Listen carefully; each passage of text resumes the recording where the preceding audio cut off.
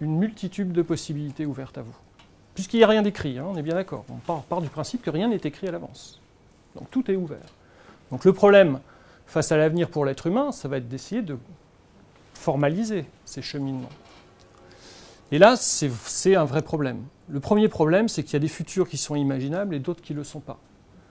Alors je ne vais pas m'appesantir là-dessus parce qu'on tourne vite en rond. Hein. Qu'est-ce qu'on n'est pas capable d'imaginer ? Difficile. Les militaires sont très forts pour ça. Hein. Souvent, ils nous demandent « aidez-nous à penser l'impensable ». On leur dit « il y a un petit problème dans la formulation de votre problématique. Penser l'impensable nous paraît difficile ». Il est clair qu'il y a plein de choses. On est capable, on est conscient qu'il y a plein de choses qu'on n'est pas capable d'imaginer. C'est ça le problème. Et donc la prospective va essayer, à partir de ces méthodes formelles cette fois-ci, mais sur lesquelles je ne m'appesantirai pas aujourd'hui, va essayer de faire un passage, de faire passer des futurs inimaginables dans les futurs imaginables. C'est-à-dire de les rendre imaginables par l'être humain. Parce que notre avenir en dépend, et ça on va le voir. Tout ça, ça va donner des futurs possibles, c'est ça qui va nous intéresser, mais il y a aussi des futurs impossibles. Vous voyez, dans la dialectique du temps posée par la prospective, il y a bien cette idée quand même que face à l'avenir, il y a beaucoup de choses qui peuvent se passer, il y a beaucoup de choses qu'on ne peut pas penser, il y a des choses auxquelles on peut penser, et dans ce qu'on peut penser, il y a des choses qui sont possibles, d'autres qui ne le sont pas. Et ça, c'est très contingent, d'ailleurs. C'est très lié à des époques, c'est très lié à des contextes, à des situations. Voilà, chose typiquement inimaginable. Bon, une citation de Pierre Massé, qui était un commissaire au plan qui a beaucoup compté dans le développement de la prospective en France, qui disait « l'avenir est fait d'imaginable et d'inimaginable ». Ça, c'était inimaginable. Pour beaucoup de gens, ça a été inimaginable. Sauf pour ceux qui l'ont fait. Ah merde, il y en a quand même qui ont réussi à imaginer que c'était faisable. Vous voyez le problème. Les Américains, quand c'est arrivé, enfin tout le monde d'ailleurs, il n'y a pas que les Américains, hein. Pour les Américains, c'était inimaginable, ce genre de choses. C'est bien ça le problème d'ailleurs. Donc c'est quand même, ce qui est inimaginable pour certains peut l'être pour d'autres. Ça pose déjà quelques petits problèmes. Si l'avenir est ouvert au domaine de la liberté, eh bien, il est, pour nous, bien évidemment, il est ouvert au domaine de la volonté. C'est-à-dire s'il n'est pas écrit à l'avance, c'est qu'il est le fruit d'une construction humaine, de la volonté humaine. Et donc, bon, alors là, la prospective fait une distinction très importante pour nous entre ce qui est du ressort de l'anticipation en tant que tel, donc chercher en effet à connaître l'avenir, enfin en tous les cas réduire les incertitudes, à essayer de scanner tous ces avenirs possibles qui sont en face de nous, et puis ensuite agir.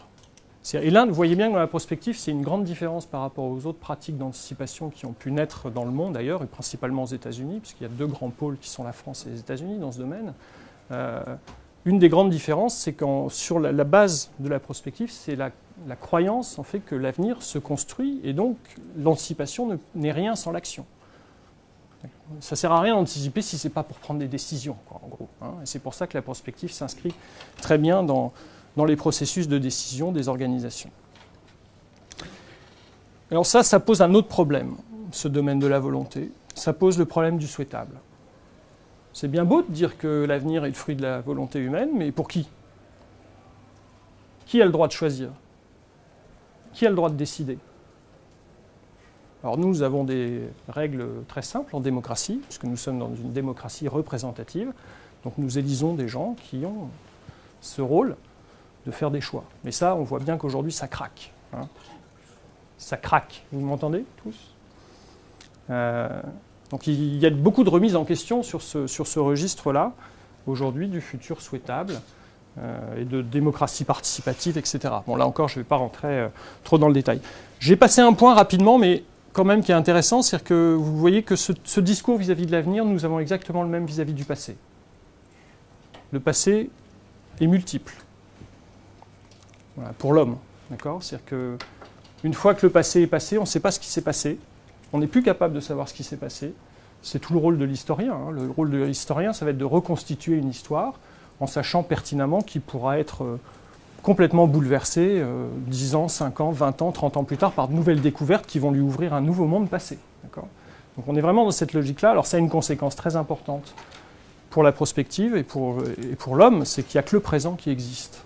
Voilà. Et ça sera un paradoxe d'ailleurs, sur lequel je reviendrai un peu. Bon, et puis le dernier domaine, c'est celui de la responsabilité, bien évidemment. Si l'avenir n'est pas écrit à l'avance et donc ouvert à la volonté humaine, il y a une responsabilité de faire des choix. Ça serait irresponsable de ne pas faire de choix, puisque de toute manière, l'avenir est le résultat de ça. D'accord ? Donc c'est toute l'éthique de la responsabilité. Alors, je vous renvoie à Max Weber notamment, qui est vraiment dans cette optique-là, hein, de dire, à partir du moment où vous avez des décisions à prendre, déjà vous avez la responsabilité d'en prendre parce qu'elles ne sont pas écrites à l'avance, et deuxièmement, vous devez en prendre les conséquences, en tirer les conséquences. Donc c'est le choix responsable, c'est le développement durable. Donc tout ça s'inscrit en effet très très bien dans cette notion de développement durable et de responsabilité, hein, responsabilité sociale notamment, pour les organisations. La prospective est née, alors c'est une page people si vous me permettez, ça fait jamais de mal. La prospective est née en France cristallisée en fait par un homme qui était un philosophe, donc Gaston Berger, qui n'était pas que philosophe, et on va voir que ça a compté beaucoup d'ailleurs pour le développement de la prospective. Alors pourquoi cette photo people ? Parce que le petit garçon qui est là s'appelle Maurice Béjart. Berger était le père de Maurice Béjart, il avait 4 enfants, et Béjart, donc le chorégraphe, était très imprégné d'ailleurs des travaux de son père, notamment dans ses premières chorégraphies.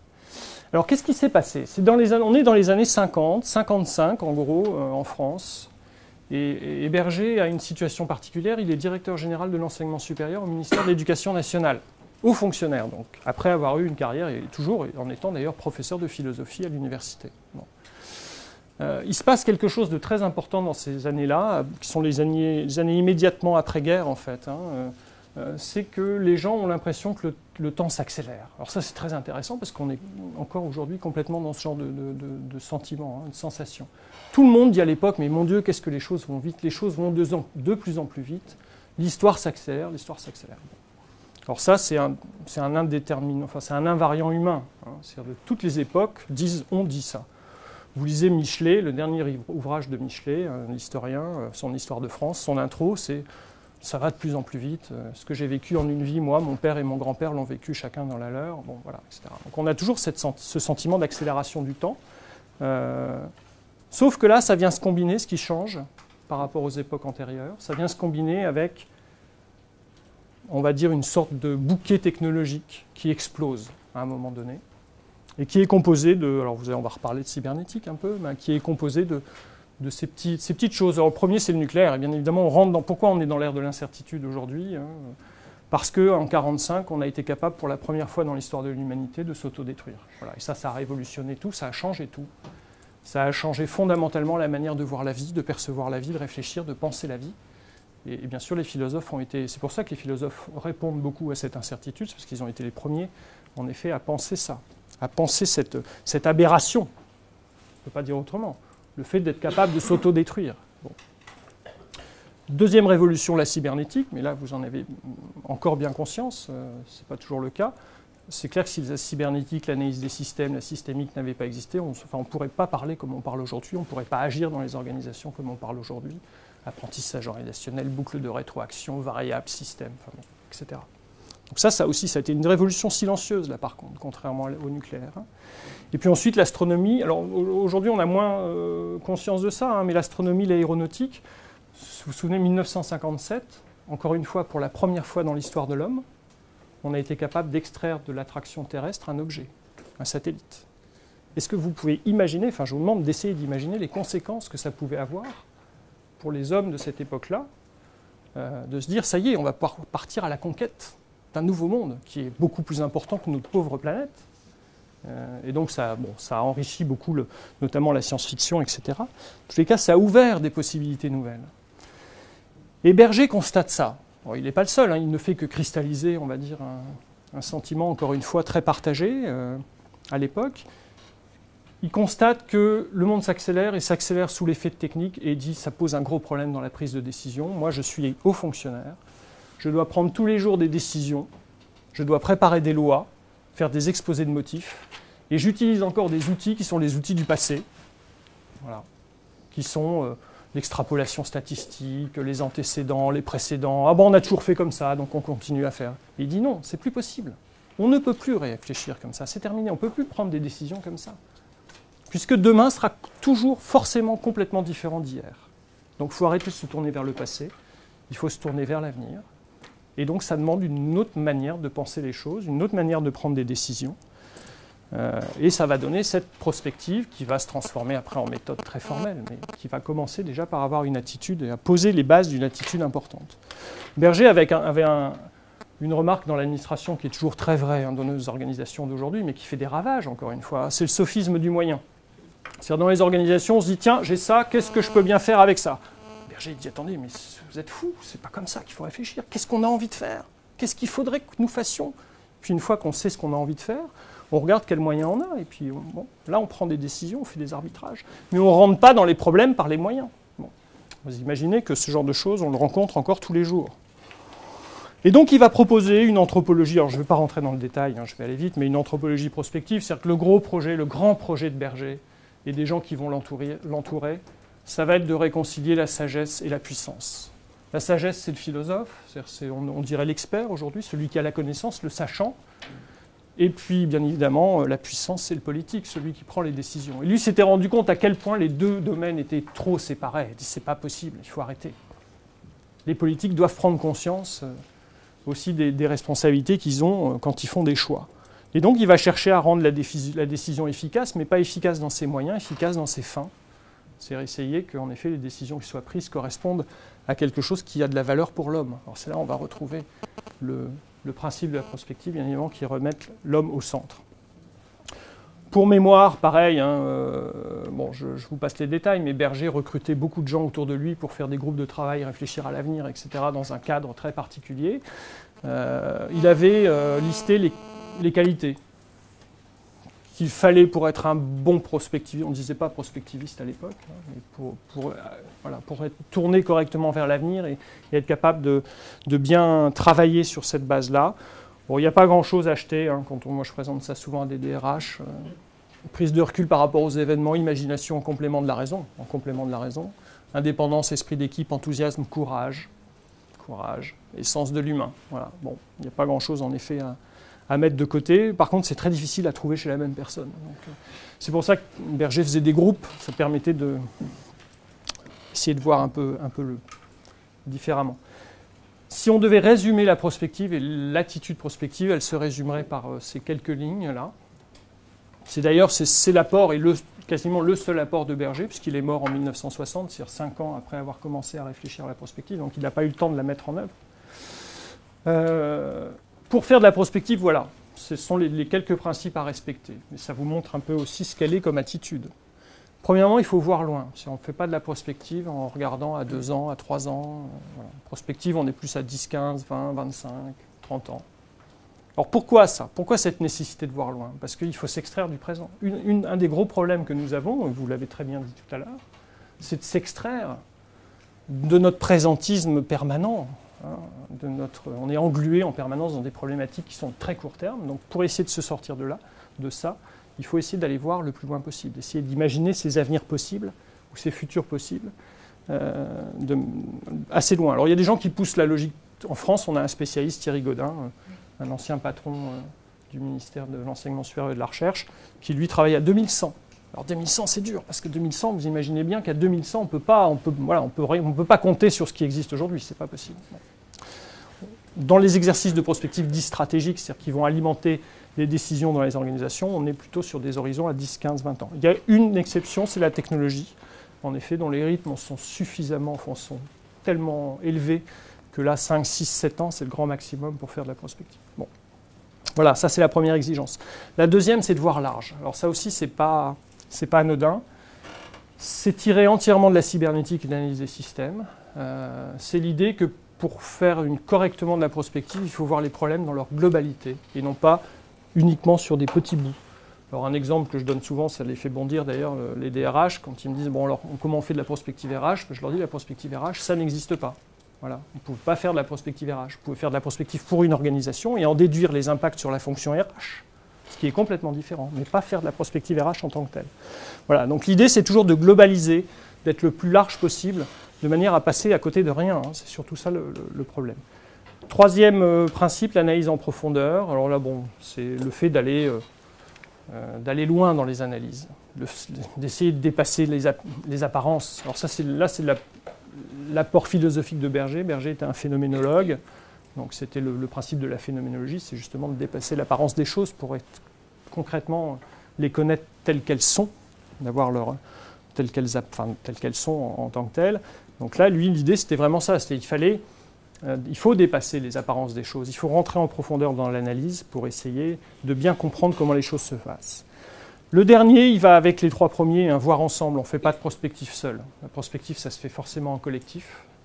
Ça ne servira à rien de faire de la prospective seule. Déjà, parce que c'est pour agir, donc bon, ok, à la limite. Mais surtout parce que, je vais en reparler un peu, qu'est-ce que ça voudrait dire faire de la prospective seule quand on est dans un collectif humain? Et puis l'autre ferait de l'appareil, de la prospective seule à côté, et puis alors chacun aurait ses futurs souhaitables, et puis voilà, alors là, on ne pourrait pas faire ça. Les deux derniers sont des principes très généraux, mais qui permettent de remettre notamment l'homme au cœur des décisions. Prendre des risques, oui, ça c'est souvent bête à dire, mais faire un choix, c'est prendre un risque. Voilà. Donc, et le pire risque, c'est de ne pas faire de choix, bien souvent. Mais ça, les gens n'ont pas toujours conscience. Il n'y a rien de pire que de ne pas prendre de décision quand il faut en prendre une. Il vaut mieux en prendre une, quitte à se tromper, mais il faut assumer. Quoi. Bon, c'est tout. Donc ça, c'était très ancré dans la prospective. Et puis penser à l'homme. Alors ça, c'est le dada de Berger, bien évidemment, en tant que philosophe. Pour lui, la finalité de la prospective, c'était l'homme. Ce n'était pas autre chose que l'homme. C'est-à-dire qu'à partir du moment où on prenait des décisions dans un cadre d'anticipation, c'était fait pour l'homme et rien que pour l'homme, pour rien d'autre. Il n'y a pas d'autre finalité. Bon. Donc ça peut poser d'ailleurs quelques petits soucis. Donc si, rapidement pour qualifier la prospective, ce que j'ai déjà dit un peu tout à l'heure, c'est que paradoxalement, la prospective ne s'intéresse pas à l'avenir, elle s'intéresse au présent. C'est-à-dire qu'elle reconnaît que le présent est à la croisée des chemins, que le passé influence l'avenir, certes, ça c'est important, et c'est toute l'importance de l'histoire, et en prospective on fait beaucoup d'histoire aussi. Mais c'est aussi la reconnaissance que l'avenir influence le présent. Ça c'est moins intuitif, mais ça se démontre très bien. Parmi les gens qui ont très bien montré ça, c'est Keynes avec la théorie de l'épargne. Si vous épargnez ou si vous dépensez, c'est parce que vous avez une espérance de revenu ou de non-revenu dans l'avenir, tout simplement. Donc on voit bien que l'avenir influence aussi le présent. Donc la prospective, ça n'est que la reconnaissance de ça et la formalisation de ça, de quelque chose qui est quand même très ancré, on va dire, dans le comportement humain. La définition officielle, entre guillemets, de la prospective, c'est celle-là. Donc la prospective, c'est bien une anticipation pour éclairer l'action, donc on est bien dans le registre de l'action, présente, donc aujourd'hui et pas dans je ne sais combien de temps, à la lumière de futurs possibles et souhaitables. Et l'ordre est important. Futur possible, futur souhaitable. Il ne s'agit pas, comme on le voit, comme je le vois aussi, moi, de temps en temps, de gens qui disent « Bon, alors, qu'est-ce qu'on voudrait faire ?» Non. On ne rentre pas dans l'avenir en commençant à se dire ce qu'on voudrait faire. On rentre dans l'avenir en commençant par se demander ce qu'on peut faire. Et une fois qu'on sait ce qu'on peut faire, on pourra regarder ce qu'on voudra éventuellement faire. Donc, c'est un peu ces questions-là. Et vous voyez bien que dans la prospective, en fait, il n'y a qu'une question qui répond à l'anticipation. C'est la première. Que peut-il advenir ? Toutes les autres questions concernent l'action. Qui sommes-nous ? Que pouvons-nous faire ? Que voulons-nous faire ? Et comment le faire ? Voilà. Et ça se décline dans les organisations avec une méthode formelle qui permet d'aller de l'anticipation à la stratégie, au plan d'action. Tout simplement. Je ne résiste pas au plaisir de rebondir sur ce que vous avez dit. Face à l'avenir, vous avez 4 attitudes. La première, c'est bien évidemment la passivité. Je subis le changement. Voilà. Ça, c'est quelque chose d'assez classique. Et ensuite, vous avez 3 attitudes qui sont plus dans l'action, qui sont un peu plus constructives, mais à des échelles différentes. La réactivité, agir dans l'urgence. Talleyrand disait quand il est urgent, c'est déjà trop tard. C'est le problème de la réactivité. C'est-à-dire qu'on est obligé de réagir très vite, on est dans le présent, dans l'instant présent. Et donc, on n'a pas forcément le recul nécessaire. Et puis, les 2 dernières attitudes face à l'avenir sont plus prospectives en tant que telles. La préactivité, c'est-à-dire se préparer au changement attendu. Ça, c'est l'assurance. Si on sort du domaine des assurances obligatoires, quand vous vous assurez, c'est que vous estimez qu'il y a un risque potentiel. Donc, voilà, vous êtes préactif par rapport à ça. La proactivité, la dernière, là, on est vraiment dans le domaine de l'expression de la volonté humaine face à l'avenir. On agit pour provoquer les changements qui sont souhaités. Voilà. Encore faut-il savoir ce qu'on souhaite. C'est ça le problème. La réactivité, c'est important, mais on est d'autant meilleur en réactivité quand on a fait un travail de préactivité ou de proactivité. D'ailleurs, il ne s'agit pas de dire qu'il ne faut pas être réactif, au contraire, mais on est encore meilleur dans la réactivité. Je peux vous donner rapidement une anecdote. Renault, par exemple, pour avoir fait un exercice de prospective avec le comité de direction de Renault il y a quelques années. Dans les scénarios possibles de l'avenir de Renault, il y avait l'alliance avec un constructeur étranger. Et c'était complètement... On était dans l'ordre du futur possible. D'accord ? Il ne s'agissait pas, il n'y avait pas de nom, il n'y avait pas... C'était une possibilité. Le jour où la possibilité s'est présentée, concrètement, bien évidemment, Renault a été le premier à mettre le pied à l'étrier et à embarquer ses troupes pour aller dans cet objectif-là, vers cet objectif-là. Et vous savez que ça a donné l'accord avec Nissan. Je voudrais juste, alors, pour terminer, je ne sais pas combien de temps j'ai encore là, je ne sais pas mon décompteur, mais bon.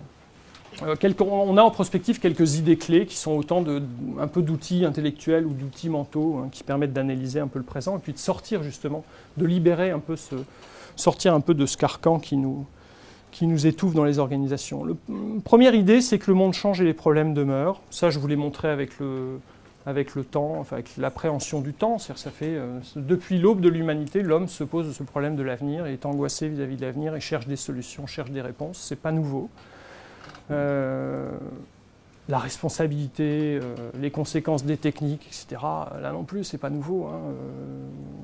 Pour lire certains auteurs, encore il n'y a pas longtemps, un philosophe allemand, Picht, qui a complètement disparu, qui est plus connu du tout maintenant, mais qui a eu son heure de gloire en France pourtant du temps de la traduction du rapport du Club de Rome Halte à la croissance. Picht disait déjà dans fin des années 60, exactement ce qu'on dit là. On répète, l'homme a tendance à répéter sans arrêt les mêmes choses. Et la vraie question pour moi, c'est pourquoi ? Pourquoi, pour le développement durable, pourquoi ça fait 60 ans que les gens nous disent que ça va péter et personne ne fait rien ? Pourquoi ? Qu'est-ce qui se passe ? Là, on commence à rentrer dans des problématiques qui sont très intéressantes. Les deux leçons que nous tirons, nous, de cette idée que le monde change et que les problèmes demeurent, c'est qu'en général, quand on regarde ça de manière historique, un peu rétrospective, on se rend compte qu'on a tendance à surestimer le changement quand même dans les sociétés humaines, et souvent technologique. En gros, on a toujours la solution grâce à la techno, quoi. Ne faites rien, la technologie va résoudre tout. C'est vrai pour le changement climatique, c'est vrai pour plein de sujets. On a toujours une solution technique. Mais une solution technique, ça ne veut pas dire qu'elle va, bien évidemment, se diffuser, être appropriée, etc. Entre l'invention et l'innovation, il y a un gap comme ça. Bon. Et le corollaire de ça, c'est que souvent, on sous-estime les inerties, et les inerties, elles sont souvent humaines. C'est-à-dire une société, ça ne change pas en 5 ans. Il y a beaucoup d'élus qui viennent en disant « Bon, alors, comment on fait ?» Mais non, je suis désolé, ça dépasse votre mandat électoral. Ou alors, il faut remettre ça souvent. Mais bon, c'est ça le problème. Alors, quelques petites illustrations pour rigoler de ça. Voilà, en 1895, la ville du futur, imaginée par un Américain, il y a tout, il y a tout. C'est un nœud intermodal, il y a eu bureaux et logements, centres commerciaux, etc. 1895. Celle-là, je l'aime encore mieux. 1908. Bah oui, le téléphone vient d'arriver. Il y a bien un mec qui s'est dit quand même, sans fil, ça serait plus pratique, votre machin là. Vous ne pourriez pas le faire, mais c'est pas parce qu'on a l'idée. C'est bien ça le problème. On est bien dans la problématique de l'innovation. Une idée, ça suffit pas. Il suffit pas d'avoir une idée, même si elle est bonne. Il y a plein de choses qui font qu'une idée se propage, se diffuse ou pas. Donc la prospective, on est vraiment dans ce cadre-là. Vous voyez qu'une prospective individuelle, ça, ce sont des prospectives individuelles, des anticipations individuelles. Toute une série de dessins qui sont à la Bibliothèque nationale de France, qui sont très intéressantes, qui ont été commandés à un type qui s'appelle Villemar au début du XXe siècle. On lui a demandé d'imaginer l'an 2000. Alors là, c'est très révélateur sur les comportements de société, notamment là encore le discours que vous avez tenu tout à l'heure. La fait électricité. Alors là, l'électricité commence à arriver, à se déployer, etc. On imagine très bien qu'en l'an 2000, l'architecte n'aura plus besoin d'ouvriers. La machine fera tout. Il suffira d'appuyer sur les bons boutons. D'accord ? Donc c'est l'expert qui, lui, celui qui commande, celui qui imagine, celui qui crée, qui gardera la possibilité de diriger tout ça. Mais les ouvriers, on s'en sépare. On commence à voir apparaître les discours sur la productivité. Là, vous avez un barbier. Donc bien évidemment, là où il fallait 2 personnes pour faire 2 barbes, maintenant il n'en faut plus qu'une. Enfin, on imagine qu'en l'an 2000, il ne faudra plus qu'une seule personne pour couper 2 barbes. Il faut avoir confiance. Moi, je n'aurais pas confiance, mais bon. Après, ça, c'est un autre problème. Mais encore, ce n'est pas vraiment un autre problème. C'est le critère aussi qui est important. Donc là, on commence en effet à voir apparaître les discours productivité, etc. Productivité du travail, machinisme, mécanisme, automatisation. Celle-là est très intéressante. Le dîner chimique. Donc, l'artiste imagine qu'en l'an 2000, nous mangerons des pilules. Soit c'est très rationnel, d'ailleurs, comme imagination. Mais il y a quand même un problème dans son travail, dans son rendu, c'est qu'en fait, il n'y a que ça qui évolue, quoi. C'est-à-dire qu'il y a toujours des serviteurs en livrée, les femmes s'habillent toujours pareil, on s'assoit toujours sur les mêmes chaises, il n'y a pas de raison que ça change. Pourquoi une chaise changerait, voilà, etc. C'est quand même, voilà. Alors ça, c'est révélateur de mécanismes de société et d'inertie. On a beaucoup de mal, tout compte fait, à imaginer ce que l'avenir pourrait être. C'est pour ça que la prospective est très pratique, grâce à ces méthodes, pour essayer de rendre imaginable ce qui ne l'est pas. Là, il y a plein de choses inimaginables pour l'auteur, en l'occurrence.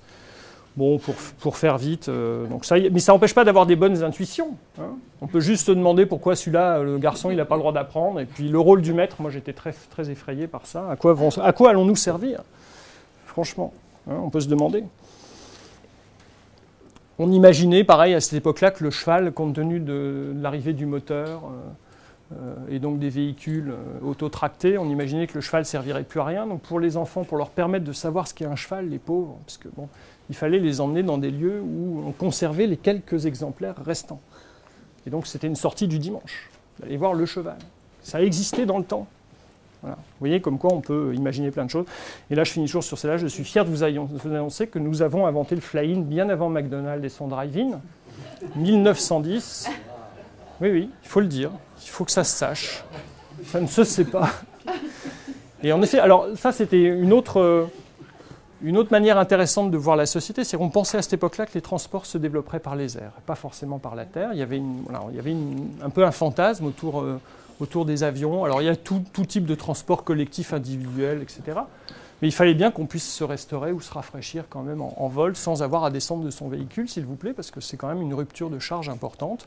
Donc on a inventé le fly-in bien avant beaucoup d'autres personnes. Bon. La deuxième idée, qui pour moi est la plus importante quand même, c'est la capacité qu'on a à poser les bonnes questions, à se poser les bonnes questions. Alors ça, là, on rentre vraiment dans les mécanismes qui, pour moi, enchaînent dans les organisations. Pourquoi on répète toujours la même chose? Pourquoi on n'a pas conscience des choses? Pourquoi on se pose toujours les mêmes questions, etc. Bachelard disait il faut savoir poser les problèmes, et quoi qu'on en dise, les problèmes ne se posent pas d'eux-mêmes. Bah oui, Crozier dit très bien ça, le problème, c'est le problème. Une fois que vous avez posé le problème, vous avez fait 80% du travail. Le souci, c'est quoi? Le souci, c'est comme nous sommes tous comme cette brave dame, à regarder par la fenêtre les bateaux passer sur le fleuve, sans imaginer une seule seconde que le monde est beaucoup plus large, qu'il y a beaucoup d'autres choses qui existent, etc. Alors ça, c'est pareil, tous les assessments d'experts, bon, je ne peux pas rentrer trop dans le détail, mais l'expertise est très remise en cause aujourd'hui, dans beaucoup de domaines. Pourquoi? Parce qu'on se rend bien compte qu'une expertise, c'est situé dans un contexte. Être capable de dire si une machine bat l'homme ou pas, ou va être capable d'être plus intelligente que l'homme ou pas, ça vaut à un moment donné en fonction de connaissances scientifiques données. Voilà. Et on se rend compte tous les jours qu'il y a tellement de choses qu'on ne connaît pas, qu'on peut ouvrir sur beaucoup de domaines. Donc, il y a quelques mécanismes qui font... Alors on a un concept en sciences de gestion qui est un peu dur, qui s'appelle silence organisationnel. Voilà, qui montre un peu ça. Il règne dans les organisations une sorte de silence assourdissant, comme dirait l'autre, qui fait qu'on ne parle pas, qu'on ne traite jamais des vrais sujets, qu'on ne pose jamais les vraies questions. Voilà. Pourquoi? Parce que, bon, je vous les passe vite fait, mais vous les avez certainement en tête, le fait d'être focalisé sur des sujets d'actualité et donc pas être capable de voir les vrais problèmes. Donc la lumière crée l'ombre. Je m'arrange toujours pour qu'il n'y ait pas trop de journalistes dans la salle avant de parler. Bon, c'est quand même un peu le problème de l'actualité, quoi, du journalisme. On vous focalise sur un sujet, pendant ce temps-là, vous ne voyez pas le reste. Le reste n'est pas forcément moins important que ce qui est mis en lumière. Le refus de voir, qui est très vrai dans les organisations, voilà, on le sait, mais on ne veut pas le voir parce que ça occasionne beaucoup de choses, ça bouleverse trop de choses, c'est pas confortable. D'accord ? Dans le conformisme, je dis souvent, il y a confort. D'accord ? Donc, on ne peut pas être bousculé. Et donc, bien sûr, les idées dominantes ont tendance à dominer, par définition, et le corollaire de ça, c'est que les points de vue minoritaires, on a tendance à les ignorer. Et ça, c'est un enjeu fort pour l'innovation aussi, d'être capable justement de rebondir sur ce genre de choses. Bon, j'aime bien Xavier Gorce, c'est tout à fait d'actualité. Vous avez une minute pour un sondage d'opinion. L'étude est commandée par un fournisseur d'énergie. Vous préférez vous chauffer à la bougie ou manger cru et continuer à bénéficier du confort nucléaire moderne et sûr? Bien évidemment, celui qui pose la question, mais alors, au-delà de la plaisanterie, c'est fondamental. Et c'est toute la critique du débat public que moi je fais, je ne suis pas le seul à faire en France. Celui qui pose la question induit forcément une réponse. D'accord ? Donc c'est important de se poser la question soi-même. Il Il ne faut pas se faire imposer la question. Il faut, au contraire, tout faire pour la générer soi-même. Bon, je vais aller un petit peu plus vite. On a un gros problème dans les organisations. Un des mécanismes principaux, justement, qui évite ou qui nous enchaîne, c'est le mimétisme. Souvent, les organisations, vous demandez aux dirigeants, mais alors pourquoi vous faites ça? Ah ben, on fait ça parce que, argument très rationnel, etc. Oui, mais je n'ai pas bien compris quand même. Pourquoi vous faites ça? On fait ça parce que les autres le font. Ah, d'accord. Ok. Et si on ne le faisait pas, mon pauvre, mais on serait perdu. On serait plus deuxième, ou on serait plus premier, ou on serait plus troisième, on serait dernier. Enfin, voilà. Comme s'il n'y avait qu'une possibilité. Oui, d'accord. Je passe. Bon, et puis la dernière idée, mais qui permet justement de remettre l'homme aussi au cœur des organisations dans la prospective, c'est qu'il ne peut pas y avoir d'anticipation pour l'action sans appropriation. Alors on symbolise ça comme ça, nous on a une sorte de schéma qui montre ça. C'est en gros la réflexion prospective, c'est au service de l'action, de la volonté stratégique, mais ça doit forcément passer par la mobilisation des hommes. Vous savez tous que dans les entreprises, quand on pose la question quelle est la stratégie de votre entreprise, les taux de réponse de personnes qui ne savent pas est souvent pas loin de 80%. Bon, il ne faut pas s'étonner que ça ne fonctionne pas bien, quoi. Quand on ne sait pas donner du sens à l'action qu'on fait au jour le jour, on a quand même un petit problème. Et là, il y a un vrai enjeu sur la notion de remettre le travail, redonner du sens au travail. Je voulais juste finir là-dessus. Une manière d'être innovant aussi, c'est de se décaler. Il y a deux manières de faire de la prospective. Il y a en effet essayer de se projeter dans le temps, et puis il y a une autre manière qui est celle de se projeter dans l'espace.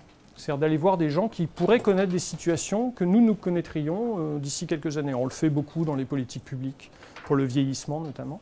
Et voir des villes où il y a déjà 70% de personnes âgées, alors que nous, on connaîtra ça à l'échelle nationale, peut-être dans 60 ou 70 ans. Qu'est-ce que ça implique, etc. Là, il y a quelqu'un qui s'est dit, tiens, c'est pas inintéressant de faire ça, mais au lieu d'aller étudier les populations qu'on va toujours étudier, demandons-leur de venir chez nous et nous faire un petit effet miroir. Qu'est-ce qu'elles pensent de nous? Ça leur donnera une idée de leur avenir, quoi. Et puis nous, ça nous renseignera aussi sur ce qu'on est, quoi. Qu'est-ce qu'on vaut par rapport à ces gens-là. On n'a pas été déçus, hein, en gros. Ils ne nous ont pas concédé grand-chose. Deux choses seulement. Les chaussures. Leçon fondamentale pour l'innovation. Une innovation, c'est relative au contexte. C'est-à-dire ce qui n'est pas innovant pour nous, l'est pour eux. La chaussure, par exemple. Ça, ils ont trouvé ça génial. Et la deuxième chose, c'est l'acier inoxydable. Parce que ça, forcément. Et tout le reste, on vous le laisse. Hein, en gros. Par contre, eux, quand ils se sont mis dans le sens, enfin, ils se disent, bon, si c'est vous, notre avenir, ça nous pose quand même quelques petits soucis, notamment la place de la femme. Bon, je ne vais pas rentrer, il y a beaucoup de femmes aujourd'hui, je ne vais peut-être pas rentrer dans le détail. Bon, la place de... Vous voulez quand même? Donc la place de la femme, et pour eux, en gros, ils avouaient que sans femme, il serait... enfin, si la femme, chez eux, avait la même autonomie, le même degré de liberté que la nôtre, ils seraient incapables de ne plus rien faire. Enfin, ils ne savent rien faire, quoi. En gros, ils sont enchaînés, eux, pour le coup. Ils payent très cher une femme, 30 cochons. Hein, c'est les papous de Nouvelle-Guinée. C'est 30 cochons pour se marier, mais une fois qu'ils sont mariés, ils sont tranquilles, en gros. Alors, ils peinent pour avoir les 30 cochons, c'est un capital important. Mais une fois qu'ils ont, payé, en gros, ils sont tranquilles. Nous, on leur a dit, nous, c'est après qu'on paye. Voilà. Merci.